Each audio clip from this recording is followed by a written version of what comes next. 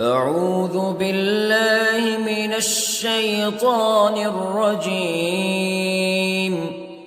بسم الله الرحمن الرحيم. الرحمن علم القرآن خلق الإنسان علمه البيان. الشمس والقمر بحسبان والنجم والشجر يسجدان والسماء رفعها ووضع الميزان ألا تطغوا في الميزان وأقيموا الوزن بالقسط ولا تخسروا الميزان. والأرض وضعها للأنام فيها فاكهة والنخل ذات الأكمام والحب ذو العصف والريحان فبأي آلاء ربكما تكذبان. خلق الإنسان من صلصال كالفخار وخلق الجان من مارج من نار فبأي آلاء ربكما تكذبان. رب المشرقين ورب المغربين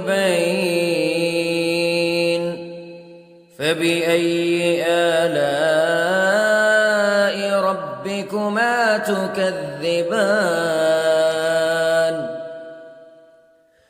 مرج البحرين يلتقيان بينهما برزخ لا يبغيان فبأي آلاء ربكما تكذبان. يخرج منهما اللؤلؤ والمرجان فبأي آلاء ربكما تكذبان. وله الجوار المنشآت في البحر كالأعلام فبأي آلاء ربكما تكذبان. كل من عليها فان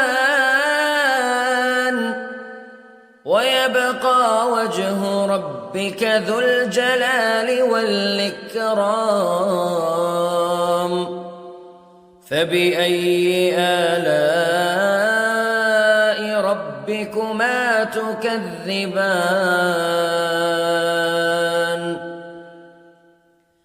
يسأله من في السماوات والأرض كل يوم هو في شأن فبأي آلاء ربكما تكذبان. سنفرغ لكم أيها الثقلان فبأي آلاء ربكما تكذبان.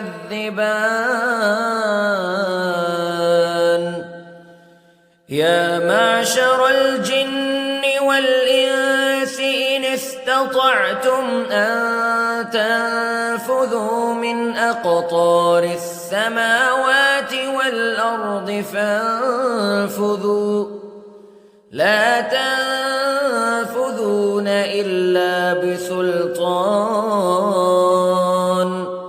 فبأي آلاء ربكما تكذبان يرسل عليكما شواظ من نار ونحاس فلا تنتصران فبأي آلاء ربكما تكذبان فإذا انشقت السماء فكانت وردة كالدهان فبأي آلاء ربكما تكذبان فيومئذ لا يسأل عن ذنبه إنس ولا جان فبأي آلاء ربكما تكذبان يعرف المجرمون بسيماهم فيؤخذ بالنواصي والأقدام فبأي آلاء ربكما تكذبان هذه جهنم التي يكذب بها المجرمون يطوفون بينها وبين حميم آن فبأي آلاء ربكما تكذبان ولمن خاف مقام ربه جنتان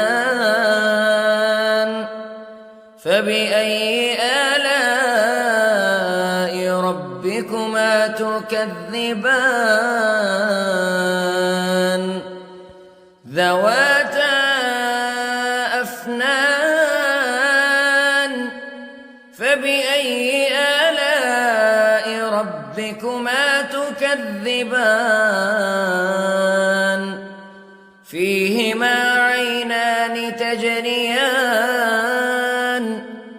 فبأي آلاء ربكما تكذبان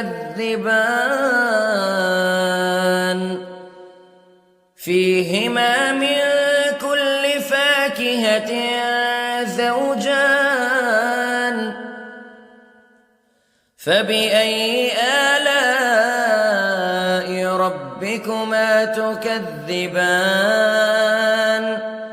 متكئين على فرش بطائنها من استبرق وجنى الجنتين دان فبأي آلاء ربكما تكذبان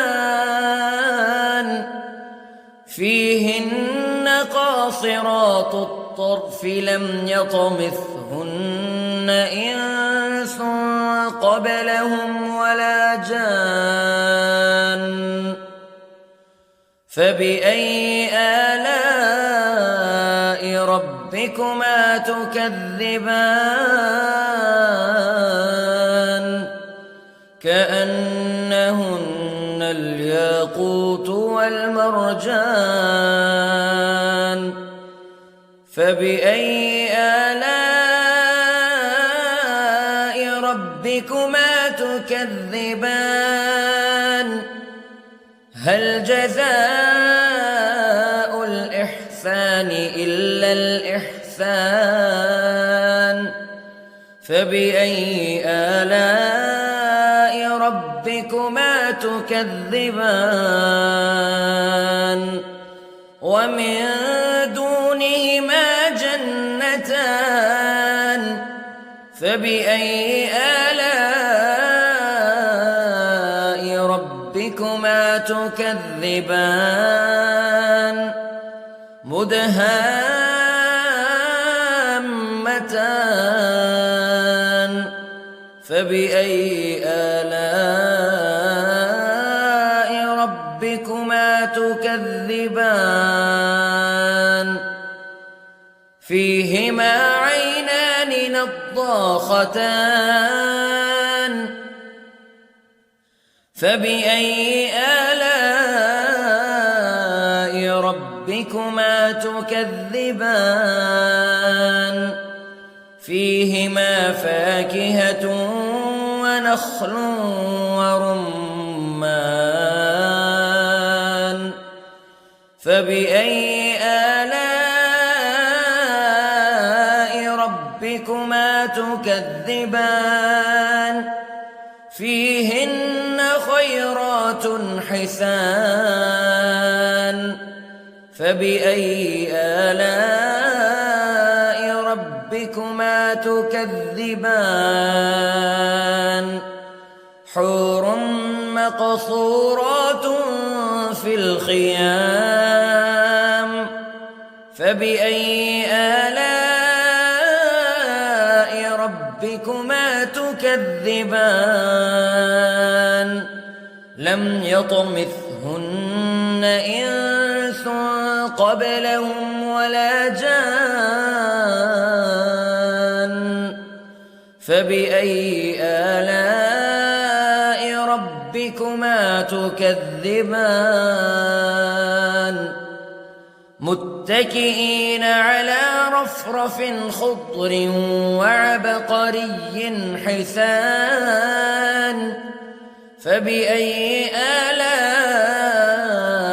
ربكما تكذبان